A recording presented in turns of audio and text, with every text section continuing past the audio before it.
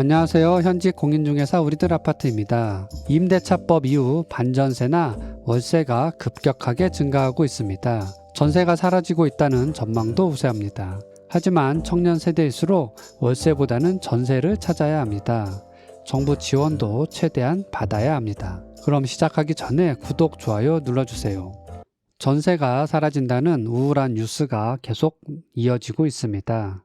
전세에서 월세로 전환도 빠르게 진행된다고 합니다. 덧붙여 청년 숫자가 줄어들며 중기청 청년 전세대출을 받는 숫자도 이전과 비교해 올해는 많이 줄었다고 합니다. 전세값 상승으로 보증금이 올라 구할 수 있는 집이 줄어든 것도 원인인데요.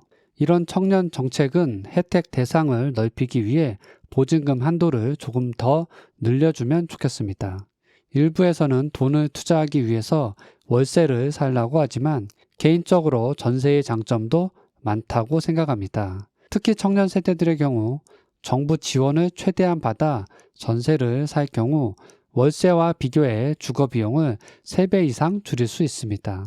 때문에 20대 초반에서 30대 중반까지 서울 혹은 경기도 수도권 거주를 희망하는 청년들에게 1억 내외의 전세는 꼭 필요한 주거 수단이라 보입니다. 아직 보유 자산이나 수익이 충분하지 않은 청년층의 경우 무리해서 비싼 월세를 선택했을 때 수익의 대부분을 주거 생활비로 지출하게 됩니다.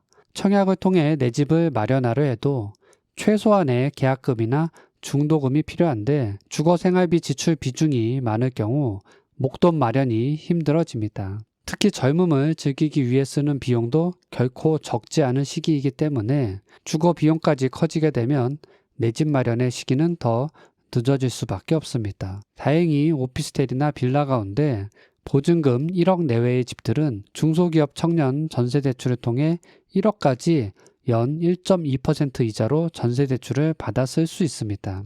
예를 들어 3천에 80만 원 월세를 사는 것과 전세 1억 대출을 통해서 사는 경우를 비교해 보겠습니다. 먼저 보증금 3천만 원에 월세 80만 원 집에 살 경우 비용을 계산해 보겠습니다. 매달 기본 월세 80만 원에 관리비가 추가됩니다. 오피스텔은 일반 다가구 빌라보다 관리비가 조금 더 나올 수도 있습니다. 연으로 따지면 약 1,000만 원 가까이 주거 비용으로 쓰게 됩니다. 만약 월 180만 원 정도의 고정 수익이 있을 때 월 수익의 절반 가까이 주거 비용으로 소비가 됩니다. 결과적으로 교통비나 식비 등을 제외하고 순수하게 저축 가능한 돈은 50만 원 이하로 줄어들 수밖에 없습니다.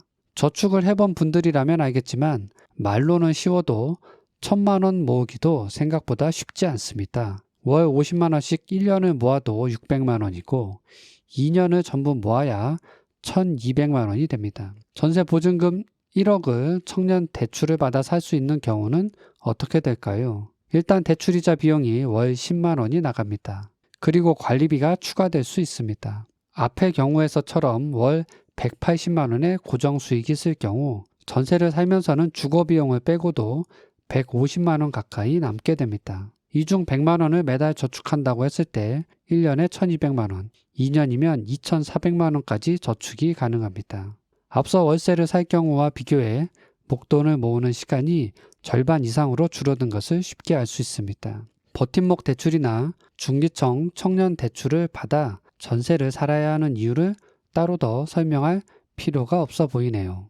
사실 임대차법 이전에는 묵시적 갱신을 통해 저렴한 전세로 10년 이상 살았던 분들도 많습니다. 집값이 안정적인 지역에선 집주인들도 계약 연장에 큰 의미를 두지 않았고 특별한 이유 없이 세입자를 굳이 내보내지 않았습니다. 하지만 임대차법 이후 계약 갱신권이 생겨나면서 상황이 바뀌고 있습니다. 집값 상승세까지 더해지면서 시세가 급등한 지역에서는 재산권 행사를 이유로 이전의 전세나 월세를 반전세로 돌리고 계약 갱신도 다시 하는 분들이 늘었습니다. 상황이 이렇다 보니 저렴하게 살 수 있는 전세의 숫자가 크게 줄어들고 청년 세대의 주거 비용도 급증하는 현상이 이어지고 있습니다. 사회초년생들은 주거 비용을 줄여 돈을 모아야 생애 최초 특별공급에 지원할 계약금이라도 모을 수 있는데 이런 기회가 점점 사라지는 듯해 안타깝습니다. 그래도 정부 정책 가운데 낮은 금리로 1억 내외로 대출이 가능하다고 하니 이런 정책을 최대한 활용해야 합니다. 40, 50대의 경우 자본 수익을 극대화하기 위해 월세를 선택하고 보증금을 투자할 수는 있지만 사회 초년생들에게는 정부 정책 자금보다 좋은 게 없습니다.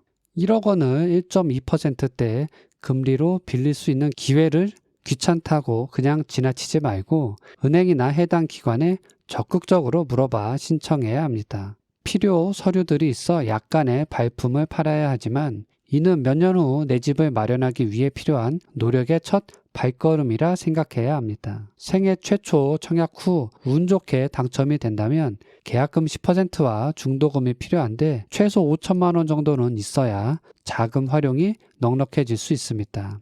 LH나 대출 가능 은행들과 미리미리 친하게 지내면 이런 부분도 쉽게 해결이 가능하겠죠? 젊어서 인생을 즐기는 것도 좋지만 미래에 대한 계획도 필요합니다. 정책 자금을 활용해 주거비용을 크게 줄이고 저축 금액을 늘린다면 향후 내 집 마련의 기회를 크게 앞당길 수 있습니다. 발품을 많이 팔아 꼭 좋은 전셋집 구하기를 바랍니다. 마지막으로 구독, 좋아요 부탁드립니다. 시청해주셔서 감사합니다.